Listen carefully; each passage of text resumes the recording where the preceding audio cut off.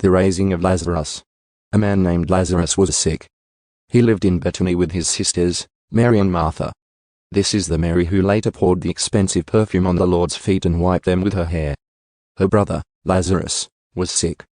So the two sisters sent a message to Jesus telling him, "Lord, your dear friend is very sick."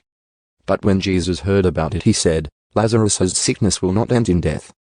No, it happened for the glory of God, so that the Son of God will receive glory from this." So although Jesus loved Martha, Mary, and Lazarus, he stayed where he was for the next 2 days. Finally, he said to his disciples, "Let's go back to Judea." But his disciples objected.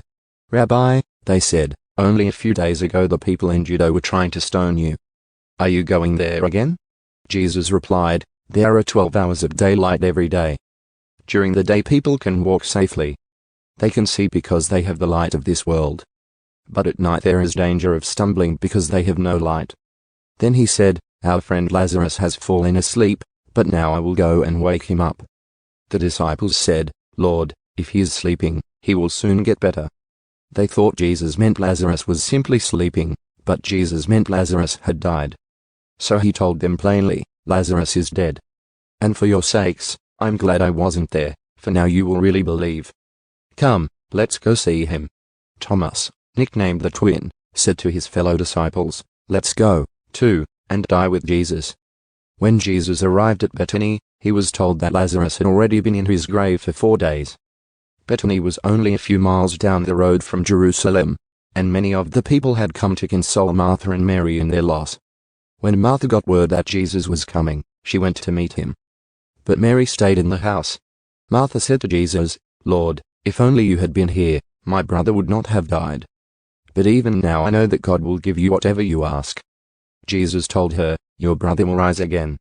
"Yes," Martha said, "he will rise when everyone else rises, at the last day." Jesus told her, "I am the resurrection and the life. Anyone who believes in me will live, even after dying. Everyone who lives in me and believes in me will never ever die." "Do you believe this, Martha?" "Yes, Lord," she told him. "I have always believed you are the Messiah, the Son of God, the one who has come into the world from God." Then she returned to Mary. She called Mary aside from the mourners and told her, "The teacher is here and wants to see you." So Mary immediately went to him. Jesus had stayed outside the village, at the place where Martha met him. When the people who were at the house consoling Mary saw her leave so hastily, they assumed she was going to Lazarus' grave to weep. So they followed her there. When Mary arrived and saw Jesus, she fell at his feet and said, "Lord, if only you had been here, my brother would not have died." When Jesus saw her weeping and saw the other people wailing with her, a deep anger welled up within him, and he was deeply troubled. "Where have you put him?" he asked them. They told him, "Lord, come and see." Then Jesus wept. The people who were standing nearby said, "See how much he loved him." But some said, "This man healed a blind man. Couldn't he have kept Lazarus from dying?" Jesus was still angry as he arrived at the tomb, a cave with a stone rolled across its entrance. "Roll the stone aside," Jesus told them. But Martha, the dead man's sister, protested, "Lord, he has been dead for 4 days. The smell will be terrible."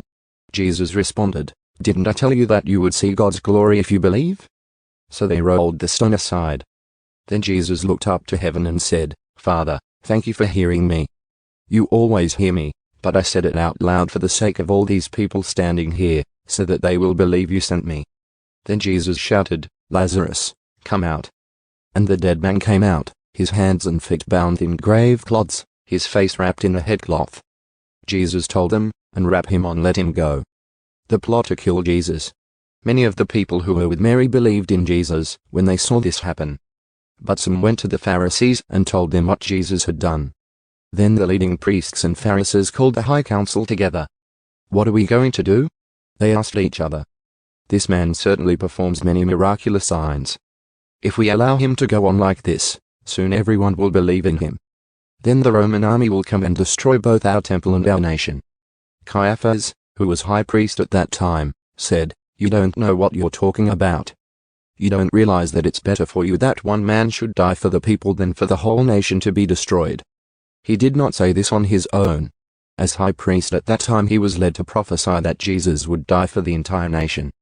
And not only for that nation, but to bring together and unite all the children of God scattered around the world. So from that time on, the Jewish leaders began to plot Jesus' death. As a result, Jesus stopped his public ministry among the people and left Jerusalem. He went to a place near the wilderness, to the village of Ephraim, and stayed there with his disciples.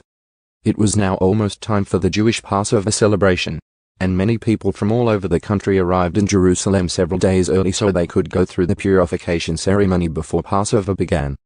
They kept looking for Jesus, but as they stood around in the temple, they said to each other, "What do you think?